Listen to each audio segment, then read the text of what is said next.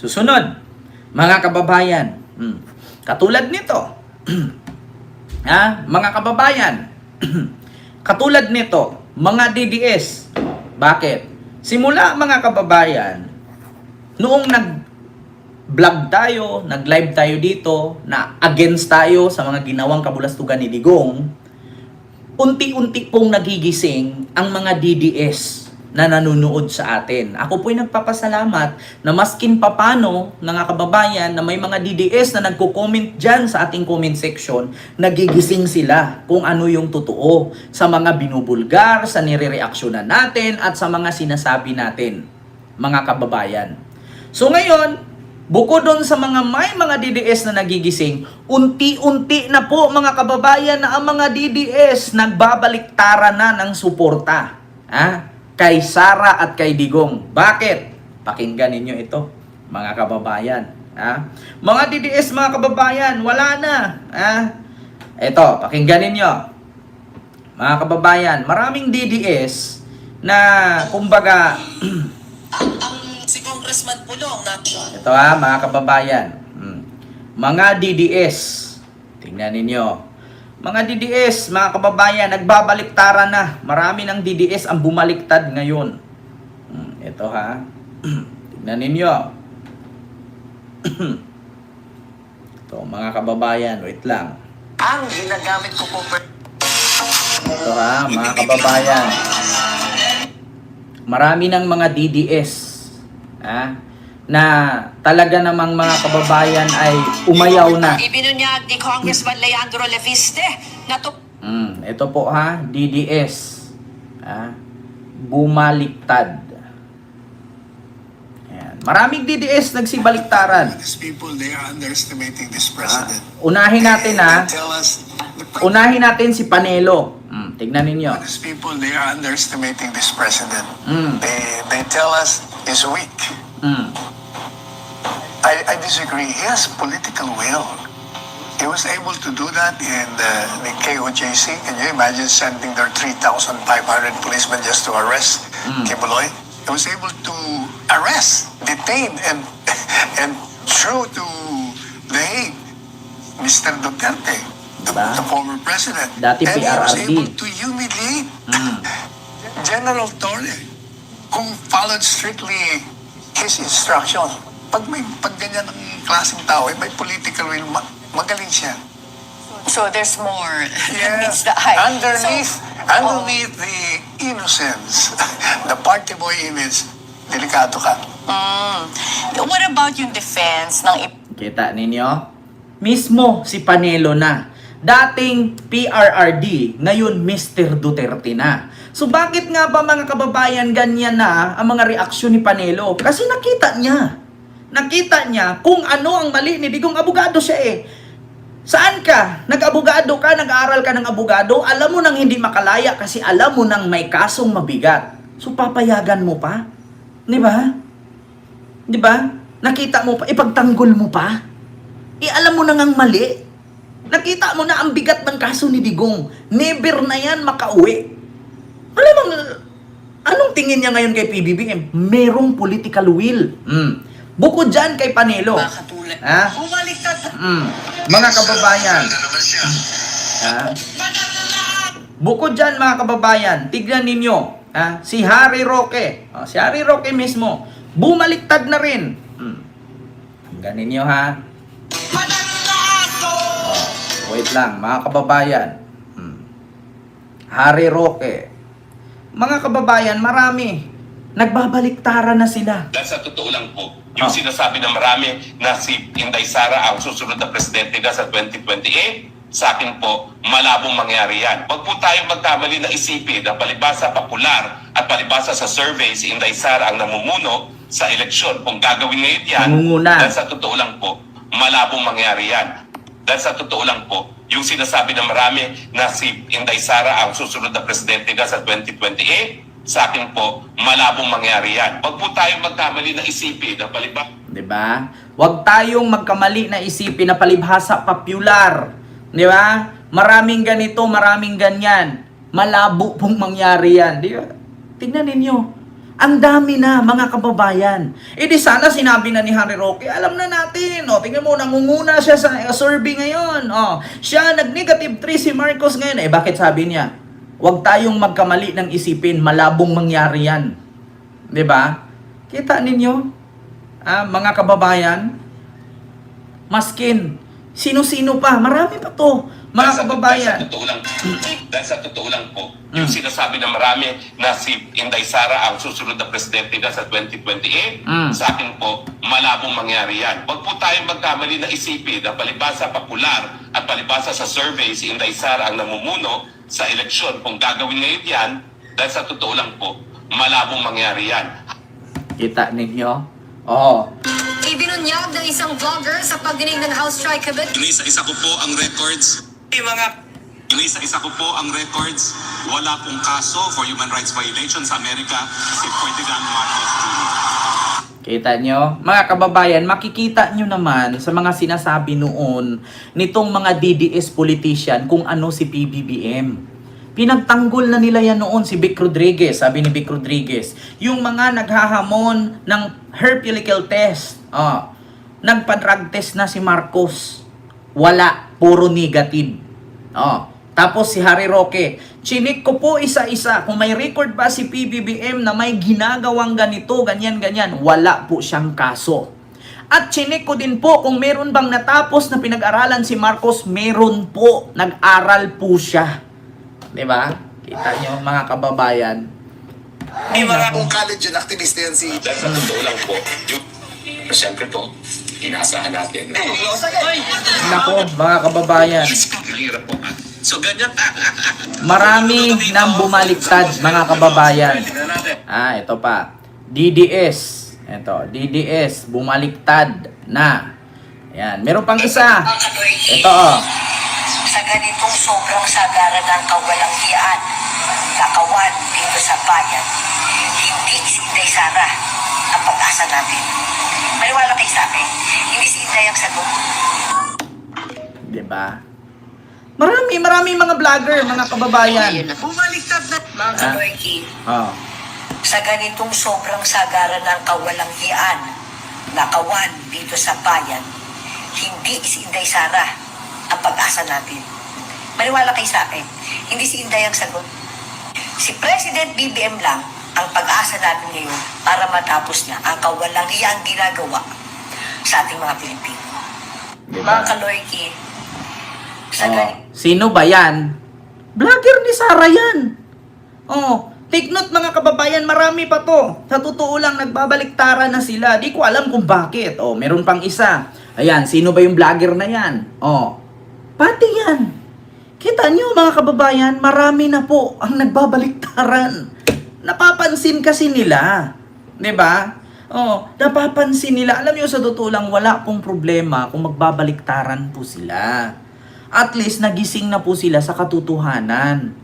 'Di ba? Kasi bakit? Mga kababayan, nakikita kasi nila. Ang sabi, DDS kami for Duterte.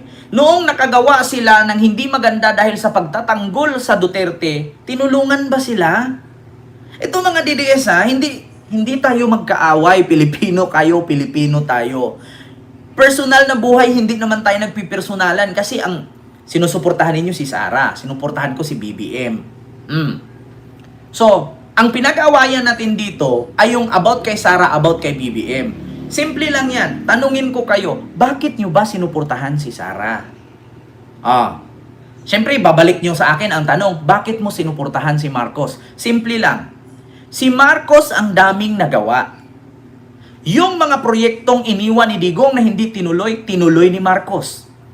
Yung korupsyon, inumpisahan, binulaklat, at inimbestigahan ni Marcos. Di ba? Yung mga drug lords, nahuli na walang namatay. Yung mga pogo na pahinto na nambubudol at nang i-scam sa Pilipino. Yung mga online games, yung mga scammer, yung mga kriminal sa ibang bansa, napakadami pong nahuli na walang namamatay. At nasugpo din ang korupsyon. Nakukulong na unti-unti.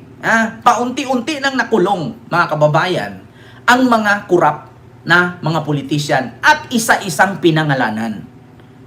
'Di ba? Nagtatago na nga yung iba. Ngayon, mga DDS, tanungin ko kayo.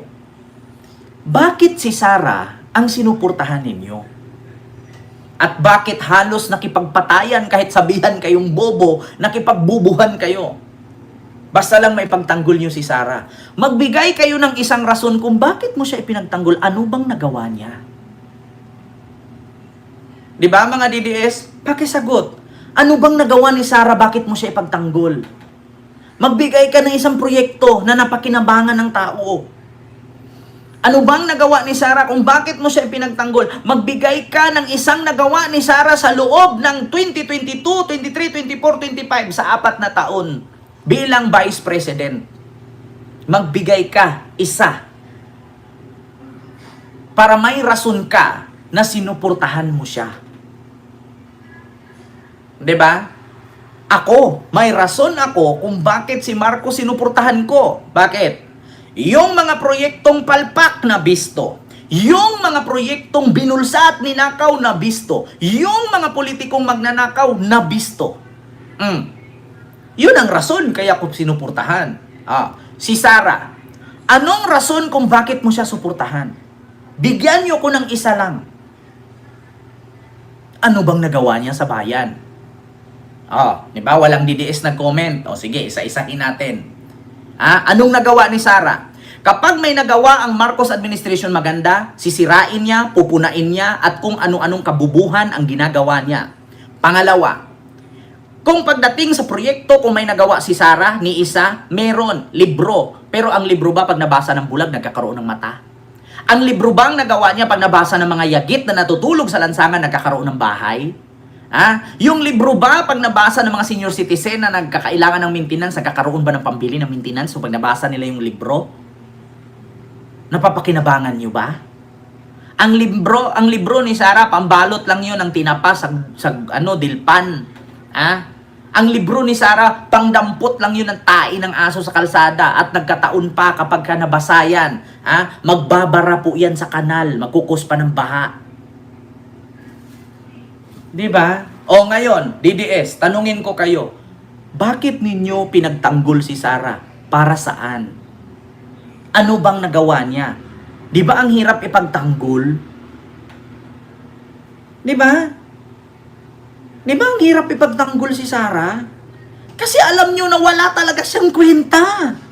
Yun ang totoo, mga DDS, huwag kayo magalit sa akin. Bobo lang ang hindi makaintindi sa sinasabi ko. Mahirap ipagtanggol ang walang ginawa. Malakas siyang pumutak. Pero pag siya na ang napupuna, nasasaktan kayo. Bakit? Diba? Bakit? Ganun lang. Ganun kasimple. Ipagtanggol mo siya. For what? Ano bang ginawa niya sa Pilipinas sa loob ng 4 na taon ng Vice President siya? Sige nga, maglustay. Magnakaw. Manloko ng resibo. Mamuna ng presidente. Tapos pag ibalik mo sa kanya, ano bang ginawa mo? Wala. Pag may bagyo, nandoon, nag-concert, nanood. Pag may dilubyo, nandun, nag-outing. Pag may lindol, may baha, may sunog, walang ginagawa. Imbis na tumulong, nanisi pa. Tapos ipagtanggol mo? Tapos sisigaw mo, 2028 President. Wa ka malipong? Sa Tagalog, hindi ka ba nahilo? Diba? Ganun kasimple. Sige nga, mga DDS. Kaya may rason itong mga vlogger na bumaliktad. Kasi nakikita nila. Ipagtanggol nila ng ipagtanggol. Tapos pag binato ngayon, pag binas si Sara, katulad niyan, binas dahil sa pandesal. Alam mo yung pandesal remarks niya? Yung World Pandesal Day? Ang pandesal, hindi ordinaryong palaman. Ang boneless, tinanggalan ng buto. Kasi nga, pag buto, English bone. Pag tinanggal, ibig sabihin nun, inalis, boneless. So yun daw yun. Kaya ang daing, tinanggalan niya ng buto isa-isa, kaya boneless. Putang ina, diba?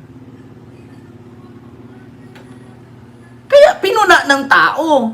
Isda may buto. Pagkakaalam ng tao sa isda, tinik. Hindi buto. Hindi porket English niya ay bone, ay buto na. So, pwede palang sabihin natin, ang face, mukha. Sa Tagalog, mukha. Sa Bisaya, isda. Yeah? Tandaan nyo yan, mga DDS. Kaya di ba sa mga ganyang remarks ni Sara, ang hirap ipagtanggol. Kasi siya mismo brainless. Kaya hindi na tayo magtaka kung bakit yung mga vloggers, ang daming DDS ngayon, nawawala ng gana kay Sara, maniwala kay sa akin. Yung survey na yan na sinabi ninyong nangunguna siya kasi hindi nyo nakikita kung sino yung tinanong. Kahit ako, mag-survey ako bukas, bigyan nyo ko 1 milyon. Mag-survey ako sa Maynila. Sinong papabor kay BBM, sinong papabor kay Sara, bigyan nyo ko 1 milyon. Mag-survey ako sa Maynila. 1,000 katao, tatanungin ko. Simple lang. Basta may budget. Diba? Ay, naku. Kaya tignan ninyo, unti-unti nang bumaliktad. Si Panelo, si Harry Roque, yung vlogger sa Japan. Yung vlogger na babae, yung nagpagawa ng libro ba yon, nung pangalan nun? Yung nagpapagawa ng libro. Tapos, meron pa, itong dating DDS daw to. Tapos yung isa, yung DDS na pinakuha daw siya ni Bongo. Yung nagbulgar kay Nino Barsaga na ito daw vlogger, kung medyo matali-talino, malaki ang bayad. Yun daw hindi masyadong matalino, mababa lang ang offer. Di ba? Yung taga Davao. Ang dami nang bumaliktad. Hindi nyo ba naalam? Dati, yung mga kongresista, pabor kay Digong. Ngayon, tignan nyo. Halos lahat ng kongresista, pabor kay Martin. Walang kay Digong. Kakita ka? Kahit ito mga DDS tandaan ninyo, ang survey ni Sara plus 31. Pero walang ginagawa. So okay lang pala kung si PBBM walang gagawin, tapos si Sara may gawa, tapos punain niya ng punain. Yung gawa ni Sara nagtatanim-tanim ng puno. Hindi tutubo yan, malalata din yan. Sa 100 puno itanim mo, 5 lang matubo dyan, and the rest na mamatay. Bakit? Yung tinusok mo dun, do you think mabubuhay yun kung hindi mo diligan araw-araw? Mamamatay yan. Kung ganun si PBBM lagi, si Sara ang gumagalaw. Tapos tumaas ang ratings ni PBBM, hindi ba kayo magtaka? Diba? Tapos ngayon, paggawa si Sara ng tulay, sasabihin ni PBBM, paggawa ka ng tulay, di naman aabot 30 years yan, bibiyak din yan kasi substandard. Tapos nagpa-survey pagkabukas, si PBBM nag-number 1, si Sara number 3. Hindi ba kayo magtaka? Diba? Yung INC nga, 3D rally, nahinto. Kasi nagising sila na, rally dito for peace. Pero bakit may bata pa kami ni Bongbong? Addict siya. Nagdodroga siya. Hindi ngayon, kinat ng INC yung rally. Nasira. Ang tanong, nagpaalam ba si Aimee na gaganunin niya? Hindi. Pero anong sabi ni Malo Tiquilla? Nagpaalam daw. Alam daw ng pamunuan ng Iglesia ni Cristo. Nasira ang Iglesia dahil kay Malo. Katanda-tanda na, sa sobrang taba, hindi naririnig yung tama. Fake news. Kita ninyo? Ultimo, INC nagigising. Tignan ninyo, saan kayo nakakita ngayon INC sumuporta pa kay Sara? Wala na kayong maririnig na rally sa INC. Bakit nasisira sila? Dahil sa mga politiko na umaakyat. Diba? Anong sabi ng INC? Kapag umaakyat ka, tapos sisigaw ka, resign, Marcos resign. Ay, hindi pwede yung ganon. Ay, umakyat si Aimee. Nyari. Nga. Hindi nga nila tinilibais yung umakyat si Ruina Guanzo, no? Nakita nyo ba? Yung pagsabi ni Rowena doon na bangag, adik ang presidente ninyo, ganyan-ganyan, ngiwi-ngiwi, hindi itinilibais ng INC. Kasi bawal sa kanila yun. Diba? Yun ang katotohanan, mga kababayan. Kaya nga nagbabaliktaran ngayon.